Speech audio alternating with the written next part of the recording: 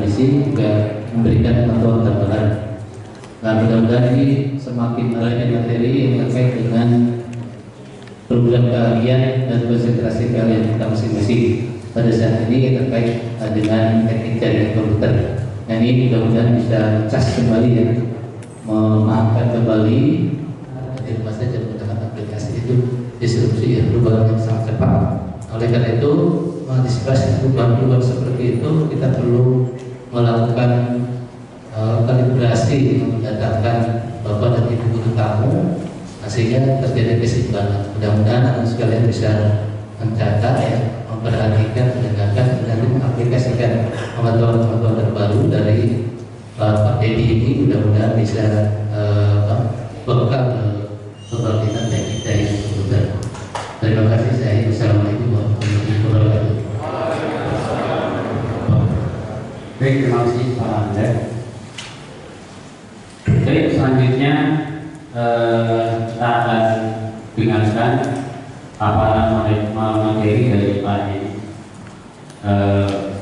Diharapkan pada semua siswa untuk merespon apa-apa yang disampaikan dan tidak ada. Selamat pagi. Oke, kembali. Tadi sudah diperkenalkan oleh Pak Jun, saya siapa, saya juga ingin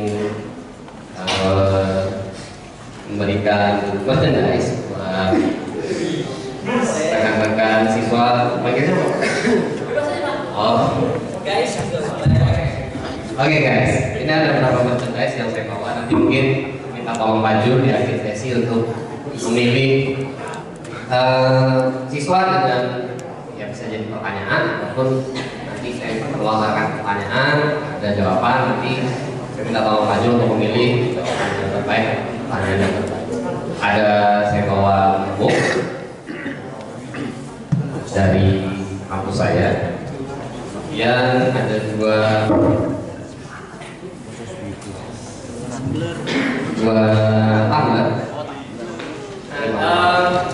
Saya ingin rekan-rekan siswa SMK melihat data statistik tidak terlalu jelas ya Pak. Di situ diperlihatkan, ya saya juga sedih sebenarnya. Saya sebenarnya termasuk orang yang pro SMK dari mulai SMK 7 ini setengah bangunannya. Awal-awal ya Pak juga, saya bilang setengah karena belum ada gedung. Ini gedung yang pertama kayaknya yang pertama ini ya. Ya ini gedung yang pertama. Jadi gedung yang sebelah kanan baru menjadi. Jadi saya pertama kali menginjakan kaki saya di SMK ini mulai dari angkatan pertama. Ya, saya baca pro dengan rekan-rekan di SMK. Lebih banyak berinteraksi dengan siswa maupun guru di SMK. Nah yang membuat saya sedih apa? Di SMK itu ternyata masih sampai di saat ini sebagai penyumbang pengangguran terbuka terbesar di Indonesia. Walaupun angkanya setiap tahun itu menurun. Alhamdulillah angkanya setiap tahun menurun. Itu artinya apa? Artinya kepercayaan orang untuk menyerap lulusan SMK itu semakin meningkat dan juga mungkin lulusan SMK semakin berkualitas.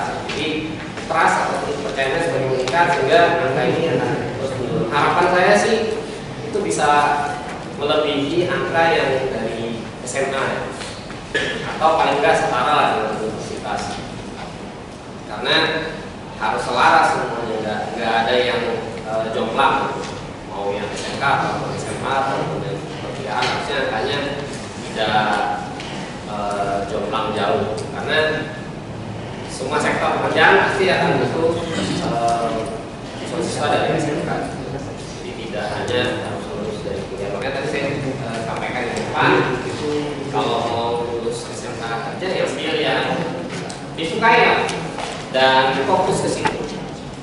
Ini masalah, biasanya masalah milenial atau masalah generasi terbaru itu agak susah untuk fokus. Karena apa? Karena disrupsinya banyak, pengganggunya banyak, gadget, konsol game, tempat kongko atau kafe yang sudah lumayan banyak, itu disrupsi. Jadi harapannya Anda bisa fokus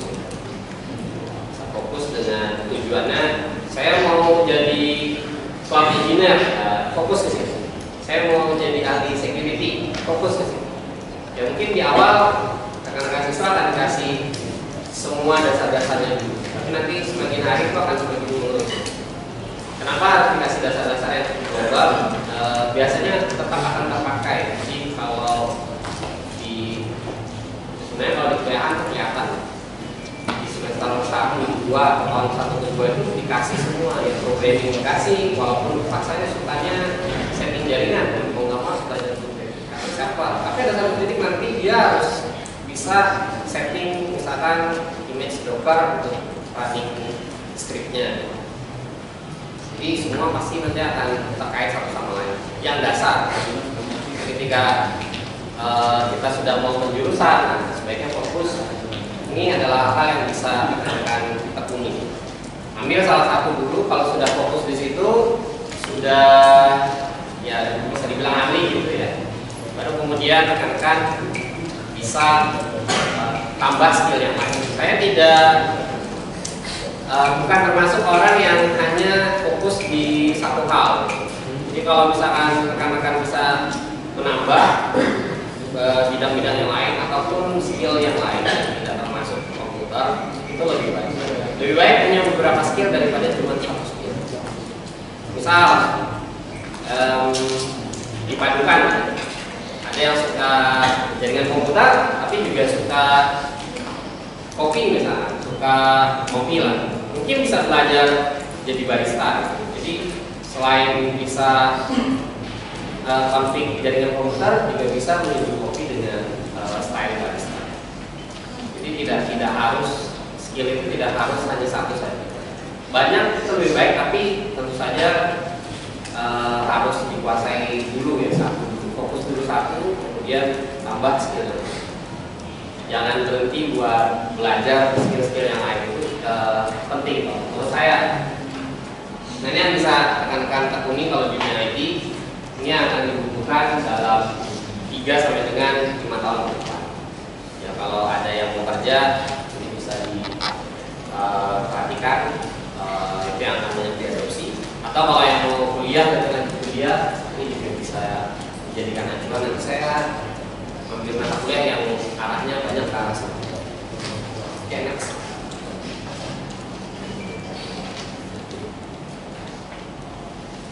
Oke. Di atas tadi tulisannya cloud kan, yang di grafik tadi itu. Ya.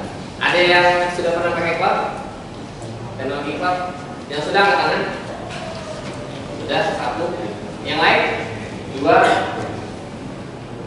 Ada yang sudah pernah pakai tapi nggak tahu kalau itu teknologi cloud. Yang belum pernah pakai sama sekali angkat tangan? Yang merasa belum pernah sama sekali angkat tangan? Hampir semua. Oke, baik. Yang belum pernah pakai Gmail? Ada yang belum pernah pakai Gmail? Berarti semua pakai Gmail kan? Oke, baik. Google Drive. Ada yang belum pernah pakai Google Drive? Atau download dari Google Drive? Upload, download. Berarti semua sudah ya? Oke. Tokopedia, ada yang akses Tokopedia? Tepuk tangan. Akses Tokopedia? Dan berapa orang? Shopee? Gojek? Oke, Gojek Tokopedia sama sebenarnya karena dia udah jadi satu jadi Goto. Kopi Kenangan? Ada yang belanja atau minum kopi Kenangan? Pernah? Ya,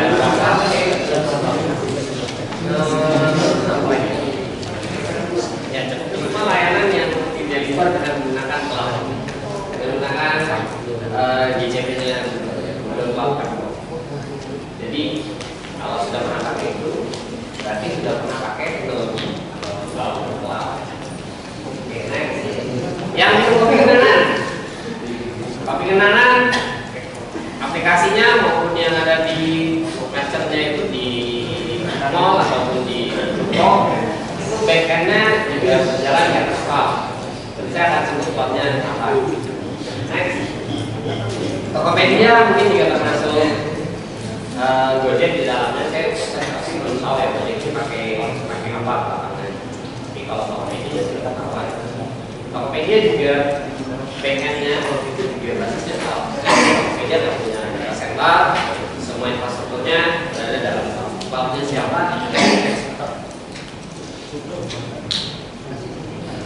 Alibaba Cloud. Jadi Tokopedia, Dana, ada yang pakai Dana? Dana itu di belakangnya adalah Alibaba Cloud. Jadi mungkin selama ini Anda sebenarnya sudah pernah pakai, tapi nggak sadar bahwa ternyata di belakang itu adalah infrastruktur cloud. Tadi saya sebutkan Dana, Tokopedia, Dana, dan yang lain misalnya subjek lain. Apa itu cloud?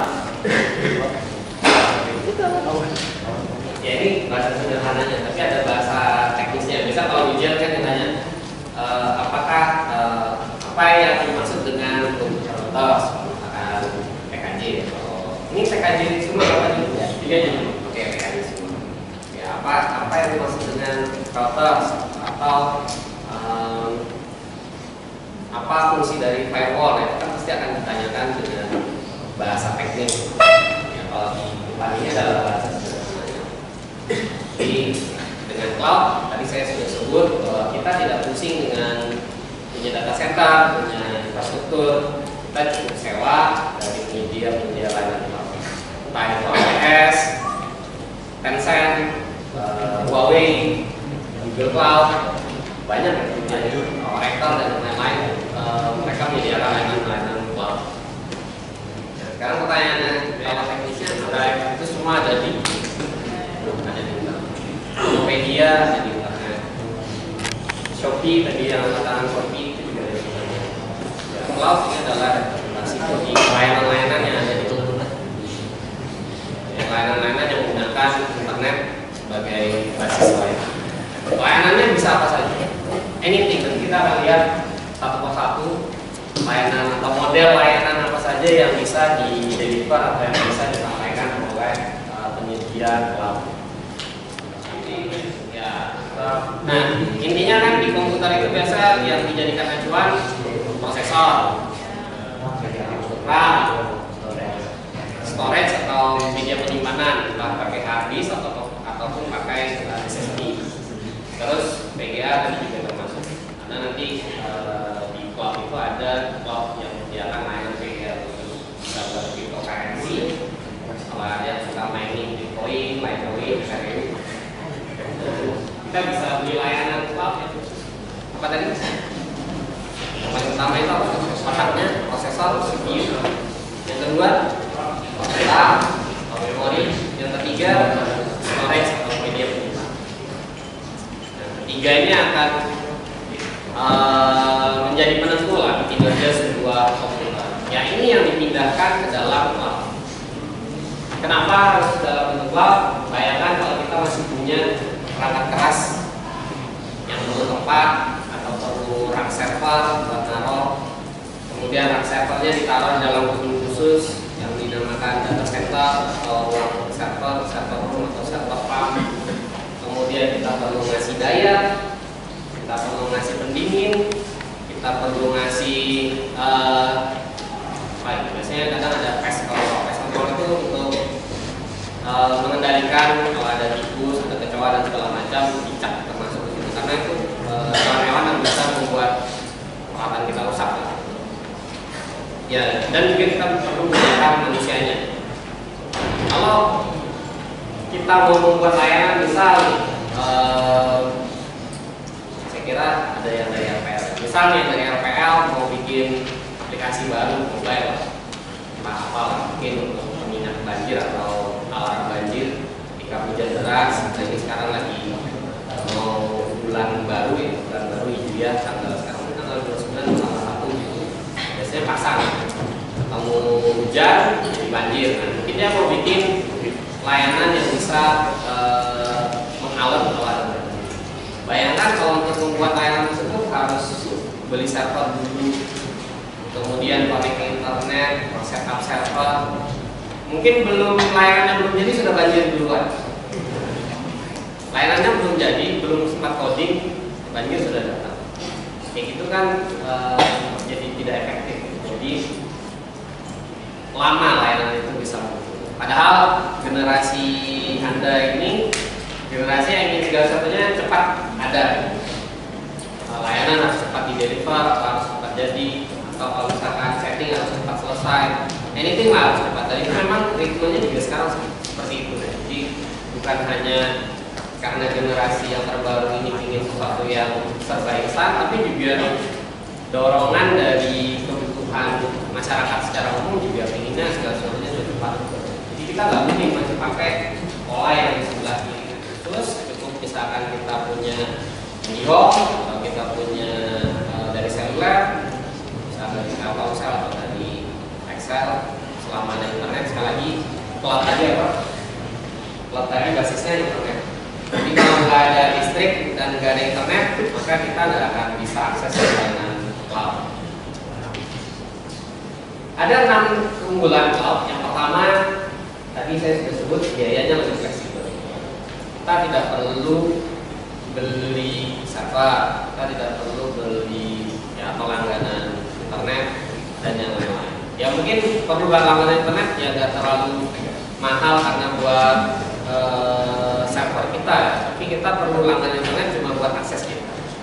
Ya kayak rekan-rekan siswa mungkin langganan atau beli kuota tiap bulan, atau mungkin langganan di rumah dengan IndiHome. Nah, cukup seperti itu sebenarnya sudah bisa bikin layanan atau sudah bisa membuat sebuah servis di cloud. Modalnya seperti itu. Nanti kita akan demo lah sedikit dengan menggunakan layanan cloud.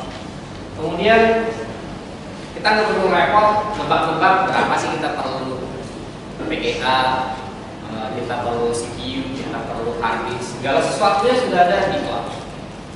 Kalau mau nambah tinggal dinaikkan, mirip seperti rekan-rekan pakai VirtualBox atau VMware. Basisnya cloud itu adalah virtualisasi.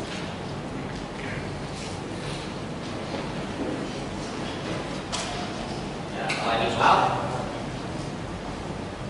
maka basisnya cloud ini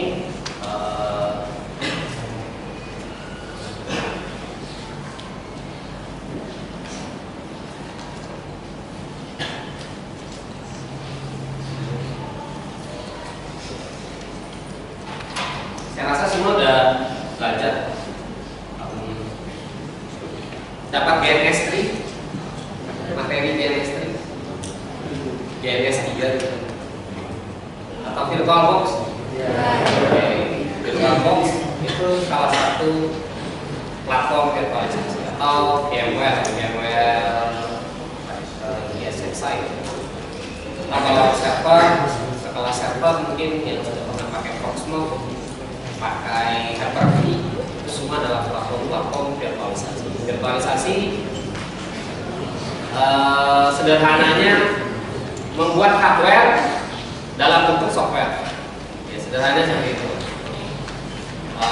CPU diemulasikan, RAM diemulasikan, kemudian storage, hard disk diemulasikan. Sehingga seolah kita punya mesin virtual di dalam laptop, bukan di dalam PC. Jadi basisnya cloud itu adalah virtualisasi. Saya yakin semua udah diajarin penggunaan VirtualBox ataupun pakai VMware. Termasuk di dalamnya jaringan. Kita bisa bikin router, misal dengan mikrotik kita install di dalam mesin virtual, maka itu akan jadi router atau jadi switch. Itu juga termasuk teknologi basis dalam cloud. Di cloud itu sebenarnya fondasi atau pondasarnya apa yang sudah rekan-rekan semua pelajari di dalam pelajaran yang sekarang ini terima juga. Kalau sudah belajar virtualisasi, berarti sudah belajar awal dari cloud. Kemudian yang lain-lain bisa dibaca di situ. Karena kita sewa, kita nggak perlu mengeluarkan biaya pemeliharaan. Kemudian juga karena cloud ini global, kita nyalakan dia untuk connect internet dari nomor 6 itu, sehingga kita bisa memanfaatkan kekuatan global internet untuk menjangkau banyak pihak.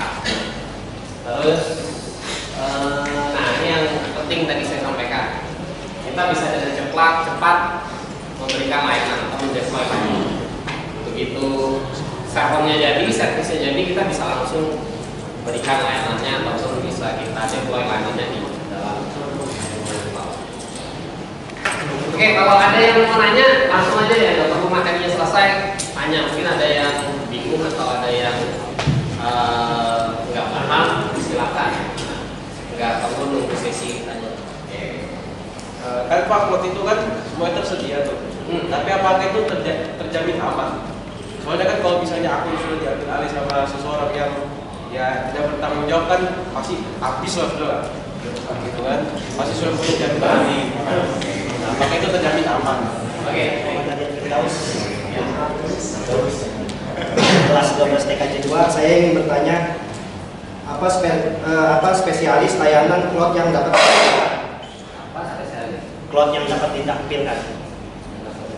Nanti kita akan lihat contohnya.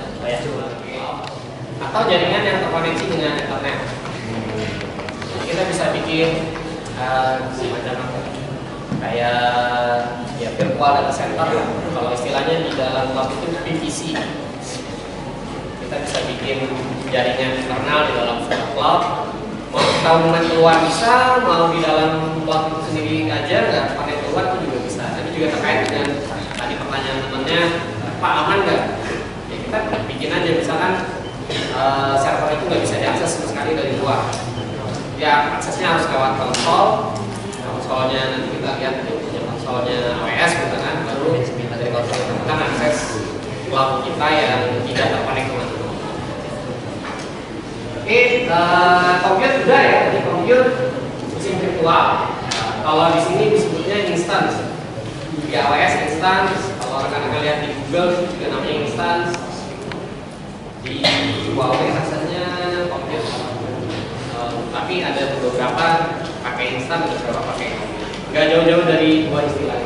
Dia tidak akan nyebut virtual mesin, walaupun yang kita buat adalah virtual mesin.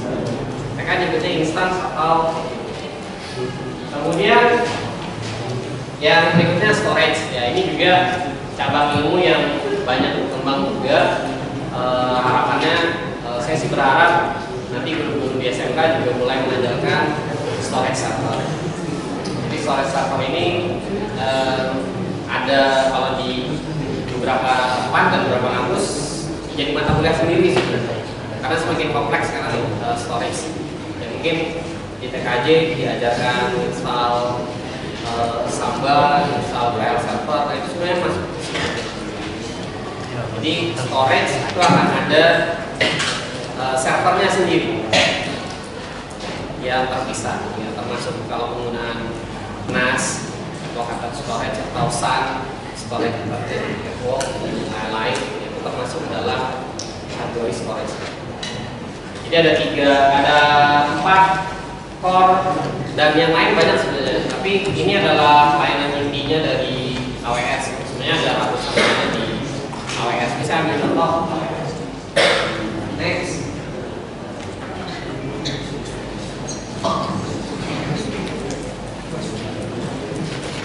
Oke, target saya tadi sampai jam 11. Baru jam 10. Ya, AWS sendiri punya data center yang cukup banyak dan syukurnya di Indonesia juga sudah ada, jadi aksesnya cukup cepat karena ada di Jakarta. Walaupun pisah pulau, tapi setidaknya lebih baik lah daripada kita harus nyebrang ke negara terdekat di Singapura. Tadinya ada di Singapura. Jadi sudah ada data center di Jakarta.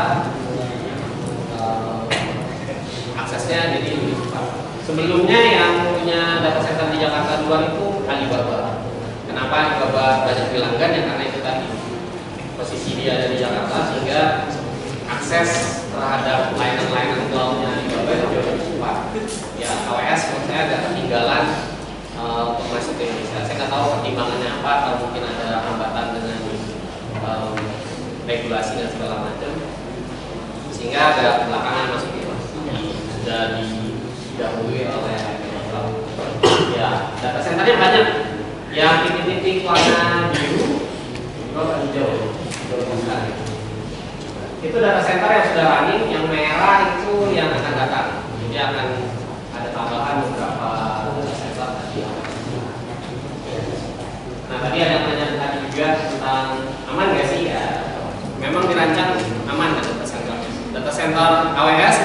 satu region, satu negara, biasanya ada 3 di tempat yang terpisah. Jadi kalau di Jakarta bukan hanya satu tempat, tapi di Jakarta itu ada 3 gedung yang terpisah dan itu jalan secara paralel data centernya. Termasuk yang lain-lain, yang di Amerika, yang di Singapura, yang di Jepang.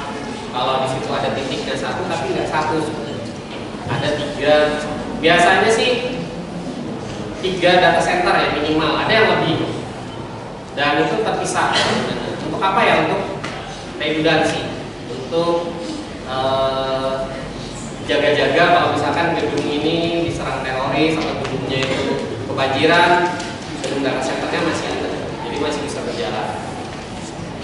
Kemudian di dalam data centernya itu sendiri ada dibuat server fisik, kita nggak ngitung berapa mesin virtual di dalamnya, mungkin jutaan mesin virtual. Server fisiknya ada. Oke, next. Nah, ini kategori layanannya dalam AWS cukup banyak, macam-macam, bisa dilihat di situ. Yang tadi saya nyatakan tentang cryptocurrency. Cryptocurrency itu basis teknologinya dalam blockchain. Jadi kalau rekan-rekan siswa di sini pernah dengar Bitcoin, pernah dengar Ethereum dan yang lain-lain, basis teknologinya sebenarnya di blockchain. Yang nomor 3 dari sebelah kanan. Layanan utamanya sebenarnya kalau di AWS ini compute tadi. Compute itu mesin virtual, network, security, satu lagi tadi apa? Storage. Oke, next. Nah, ini lebih detail lagi layanannya. Kalau compute biasa yang kita gunakan untuk bikin mesin virtual namanya EC2 atau EC2. Ini mesin virtual cloud. Tadi terkait software apa yang bisa dijalankan di atasnya, macam-macam. Jadi kita akan lihat demonya. Anda mau menjalankan langsung satu bundle live system kayak gitu bisa.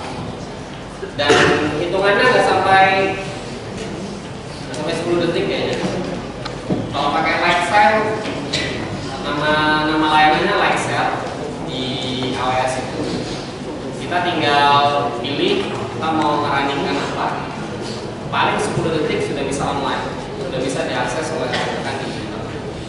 Tapi masih pakai IP, bukan DNS. DNS perlu waktu berapa lama buat resolve di internet?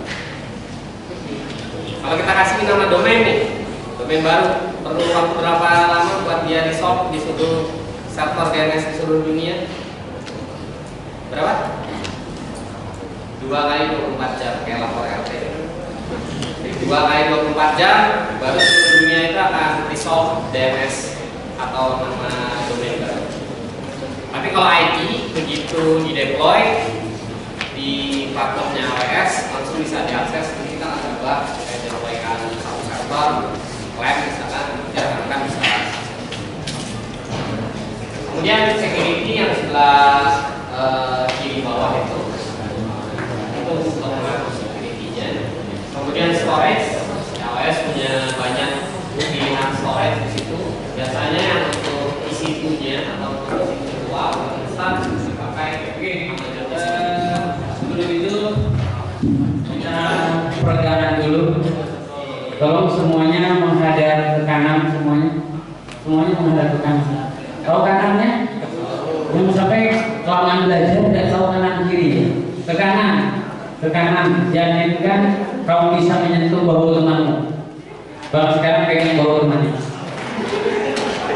Kemudian dikira-kira yang perempuan juga gitu.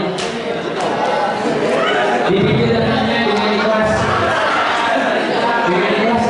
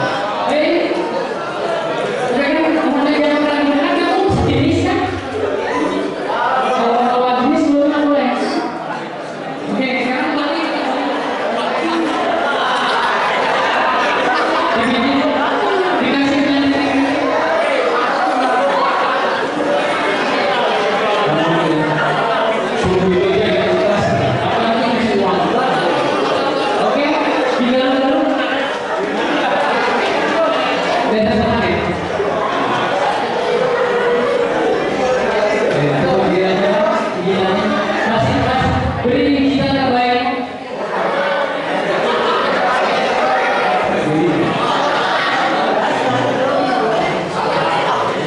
Dialog dengan sini sekarang lagi.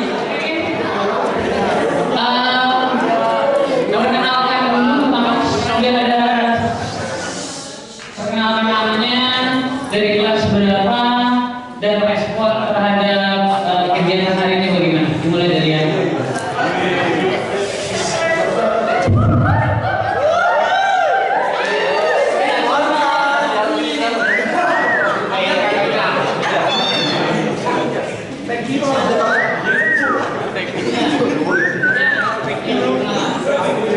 Perkenalkan, nama saya Abdul juga dari kelas 12 TKJ 2. Respon saya pada materi hari ini adalah klub sangat penting bagi manusia.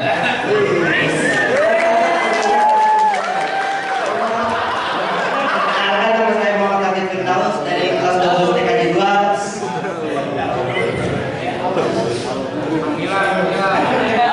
Respon saya lumayan ya Bu ya. Nambah lah.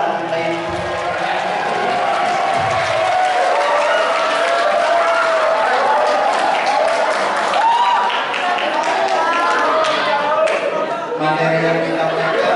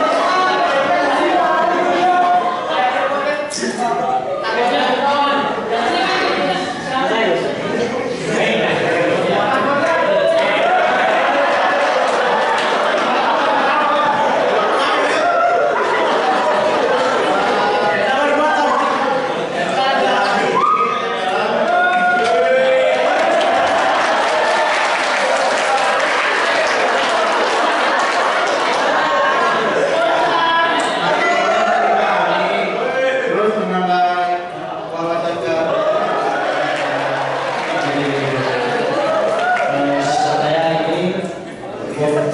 ke saya ini bahkan bahwa